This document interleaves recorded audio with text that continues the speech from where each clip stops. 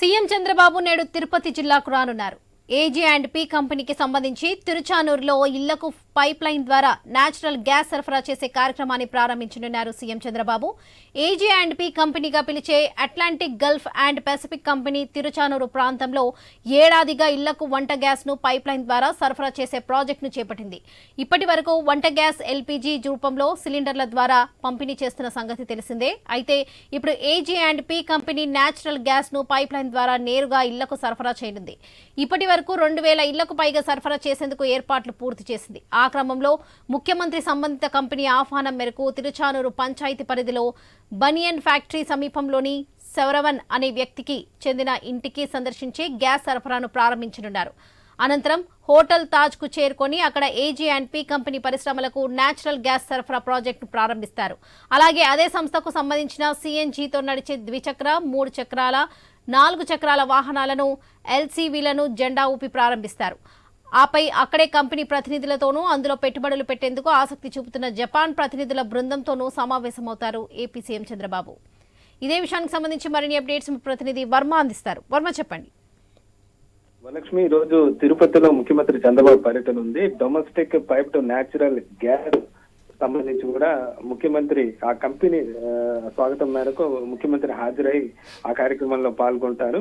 అలాగే pipe under drainage pipe gas సంబంధించి దాని యొక్క ఉపయోగాలు, దాని ద్వారా భవిష్యత్తులో ఏదైతే వినియోగదారులకు సిలిండర్లు కాకుండా నేరుగా పైప్ లైన్ ద్వారా గ్యాస్ అందించే కార్యక్రమాలను కూడా శ్రీకారం చుట్టామని కూడా చెప్పి కూడా అధికారులు చెప్తున్నారు. ఈ కార్యక్రమంలో ముఖ్యమంత్రి పాల్గొంటారు. ఈ రోజు సాయంత్రం అయిన దాదాపు 3:30 గంటల ప్రాంతంలో తిరుపతి ఎయిర్పోర్ట్ చేరుకుని అక్కడ నుంచి 4 గంటల ప్రాంతంలో ఇక్కడ తిరుపతిలోని తనపల్లి క్రాస్ లో ఉన్న తాజ్ హోటల్ కు చేరుకుంటారు.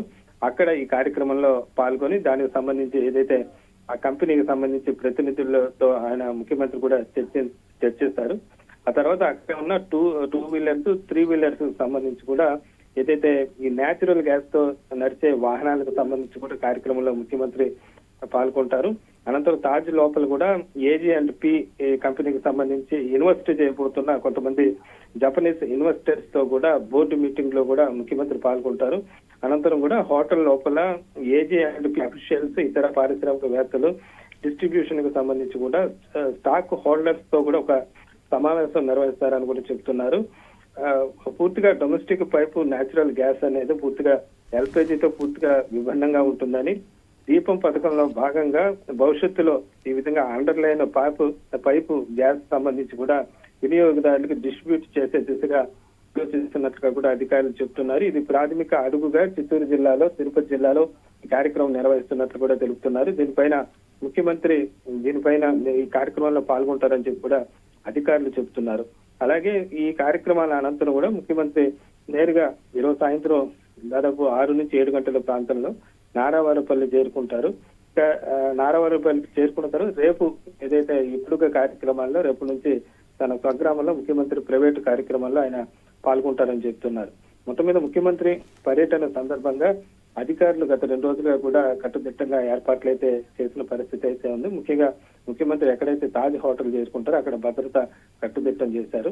అనంతరం నారావారిపల్లిలో కూడా ముఖ్యమంత్రితో పాటు ఆయన కుటుంబ సభ్యులు కూడా ఈ పండుగకు, సంక్రాంతి పండుగ హాజరు కానున్న నేపథ్యంలో అక్కడ కూడా భద్రతా ఏర్పాట్లు పెంచిన పరిస్థితి అయితే ఉంది. వరలక్ష్మి.